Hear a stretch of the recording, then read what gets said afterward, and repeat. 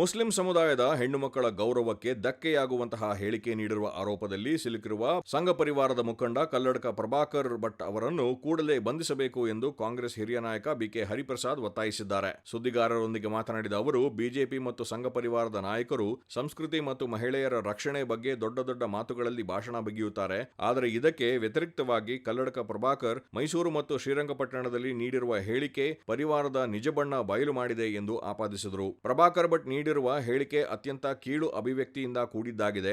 ಸರ್ಕಾರ ತಕ್ಷಣವೇ ಅವರ ವಿರುದ್ಧ ಸ್ವಯಂ ಪ್ರೇರಿತ ಪ್ರಕರಣ ದಾಖಲಿಸಬೇಕಿತ್ತು ಎಂದು ಅಭಿಪ್ರಾಯಪಟ್ಟರು. ಮಹಿಳಾ ಹೋರಾಟಗಾರರು, ಮುಸ್ಲಿಂ ಸಮುದಾಯದವರು ಒಟ್ಟಾಗಿ ದೂರು ನೀಡುವ ಮೂಲಕ ಎಫ್ಐಆರ್ ದಾಖಲಿಸಲಾಗಿದೆ. ಇದರ ಆಧಾರದ ಮೇಲೆ ಕೂಡಲೇ ಕಲ್ಲಡ್ಕ ಪ್ರಭಾಕರ್ ಅವರನ್ನು ಬಂಧಿಸಬೇಕು ಎಂದು ಒತ್ತಾಯಿಸಿದರು. ಕಾಂಗ್ರೆಸ್ ಪಕ್ಷ ಸರ್ವ ಜನಾಂಗದ ಶಾಂತಿಯ ತೋಟ ಎಂಬ ಶೀರ್ಷಿಕೆಯ ಪ್ರಣಾಳಿಕೆಯನ್ನು ಜನರ ಮುಂದಿಟ್ಟು ಮತ ಪಡೆದು ಅಧಿಕಾರಕ್ಕೆ ಬಂದಿದೆ. ಅದರಂತೆ ಕೋಮು ದ್ವೇಷ ಹರಡುವ, ಶಾಂತಿ ಕದಡುವ ವಿಚ್ಛಿದ್ರಕಾರಿ ಶಕ್ತಿಗಳ ವಿರುದ್ಧ ಕ್ರಮ ಕೈಗೊಳ್ಳಬೇಕಿದೆ ಎಂದು ಪ್ರತಿಪಾದಿಸಿದರು.